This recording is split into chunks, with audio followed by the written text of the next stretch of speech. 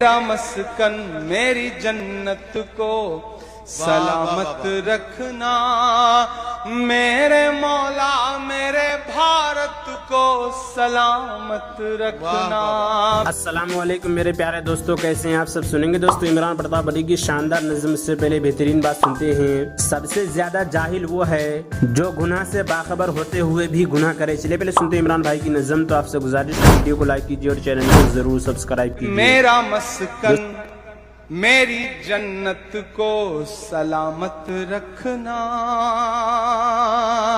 چاروں طرف نفرتیں ہیں اور مائک پر عمران کھڑا ہے، نیچے تمام محبت کرنے والے لوگ بیٹھے ہیں اور عمران یہاں کھڑا ہو کر کے دعائیہ نظم پڑھ رہا ہے۔ تیار رہنا، جو پہلا مصرع اور دوسرا مصرع تیار رہنا کہ میرا مسکن میری جنت کو سلامت رکھنا، میرا مسکن میری جنت کو سلامت رکھنا، میرے مولا میرے بھارت کو سلامت رکھنا، میرا مسکن میری جنت کو سلامت رکھنا، میرے مولا میرے بھارت کو سلامت رکھنا۔ پہلا بند پڑھتا ہوں۔ اس کی مٹی پہ ہر ایک ریت نچھاور کر دوں، کیا کہنا؟ اپنی سانسوں کا میں سنگیت نچھاور کر دوں۔ اس کی مٹی پہ ہر ایک ریت نچھاور کر دوں، اپنے دھڑکن کے سبھی گیت نچھاور کر دوں۔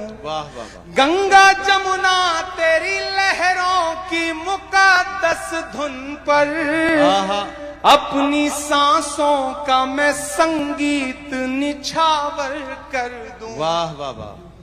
اس وطن سے میری نسبت کو سلامت رکھنا، میرے مولا میرے بھارت کو سلامت رکھنا، میرا مسکن میری جنت کو سلامت رکھنا۔ آج کل ایک ٹرینڈ چل پڑا ہے، ہر کوئی منہ اٹھا کے پوچھے گا کہ اچھا وطن سے محبت کرتے ہو تو بتاؤ، دکھاؤ، ثبوت دو۔ میرے تو ان باکس میں روز بھرا رہتا ہے، فیس بک کا ہو، ٹویٹر کا ہو، انسٹا کا ہو۔ اچھا تمہارا تو نام بھی عمران ہے، وطن سے محبت کرتے ہو؟ میں کچھ زیادہ نہیں بولتا، پلٹ کے ایک تصویر بھیجتا ہوں کہ ہندوستان کا ایک کوئی مومن ہے، وہ حج کرنے گیا ہے، خانہ کعبہ کے سامنے کھڑا ہے اور اس نے اپنے ہاتھ میں ترنگا لے رکھا ہے۔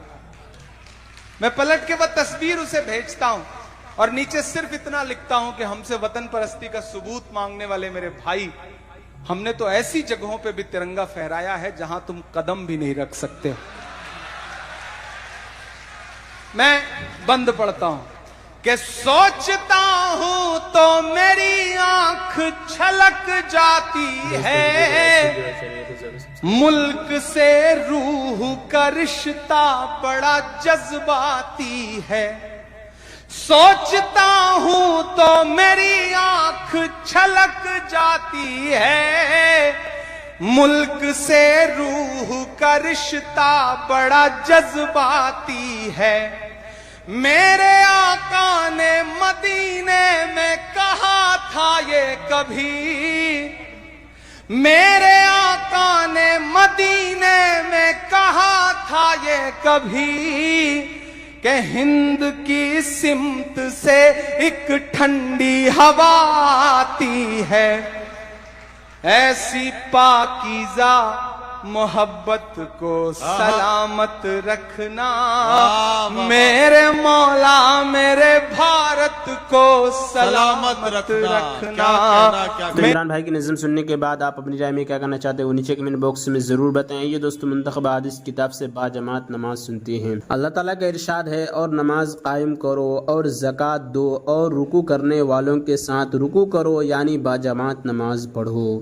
حضرت ابو ہریرہ رضی اللہ عنہ سے روایت ہے کہ رسول اللہ صلی اللہ علیہ وسلم نے ارشاد فرمایا، مؤذن کے گناہ وہاں تک معاف کر دیے جاتے ہیں جہاں تک اس کی آواز پہنچتی ہے، یعنی اگر اتنی مسافت تک کی جگہ اس کے گناہوں سے بھر دیے جائے تو وہ سب گناہ معاف کر دیے جاتے ہیں۔ جاندار و بے جان جو مؤذن کی آواز سنتے ہیں وہ سب قیامت کے دن اس کے لیے گواہی دیں گے۔ مؤذن کی آواز پر نماز میں آنے والے کے لیے 25 نمازوں کا ثواب لکھ دیا جاتا ہے، اور ایک نماز سے پچھلی نماز تک کے درمیانی اوقات کے گناہ معاف کر دیے جاتے ہیں۔ فائدہ، بعض علماء کے نزدیک 25 نمازوں کا ثواب مؤذن کے لیے ہے، اور اس کی ایک اذان سے پچھلی اذان تک کے درمیانی گناہوں کی معافی ہو جاتی ہے۔ حضرت عبداللہ بن عمر رضی اللہ عنہما سے روایت ہے کہ رسول اللہ صلی اللہ علیہ وسلم نے ارشاد فرمایا، مؤذن کی آواز جہاں جہاں تک پہنچتی ہے وہاں تک اس کی مغفرت کر دی جاتی ہے۔ ہر جاندار اور بے جان جو اس کی اذان کو سنتے ہیں اس کے لیے مغفرت کی دعا کرتے ہیں۔ ایک روایت میں ہے کہ ہر جاندار اور بے جان اس کی آواز کا جواب دیتے ہیں۔ حضرت ابو صعصع رضی اللہ عنہ فرماتے ہیں کہ حضرت ابو سعید رضی اللہ عنہ نے مجھ سے فرمایا، جب تم جنگلات میں ہوا کرو تو بلند آواز سے اذان دیا کرو، کیونکہ میں نے رسول اللہ صلی اللہ علیہ وسلم کو ارشاد فرماتے ہوئے سنا، مؤذن کی آواز کو جو درخت، مٹی کے ڈھیلے، پتھر، جن اور انسان سنتے ہیں وہ سب قیامت کے دن مؤذن کے لیے گواہی دیں گے۔ حضرت برا بن غازب رضی اللہ عنہما سے روایت ہے کہ رسول اللہ صلی اللہ علیہ وسلم نے ارشاد فرمایا، بلا شبہ اللہ تعالیٰ اگلی صف والوں پر رحمت بھیجتے ہیں، فرشتے ان کے لیے دعائے رحمت کرتے ہیں، اور مؤذن کے اتنے ہی زیادہ گناہ معاف کیے جاتے ہیں جتنی حد وہ اپنی آواز بلند کرے۔ جو جاندار و بے جان اس کی اذان کو سنتے ہیں اس کی تصدیق کرتے ہیں، اور مؤذن کو ان تمام نمازیوں کے برابر اجر ملتا ہے جنہوں نے اس کے ساتھ نماز پڑھی۔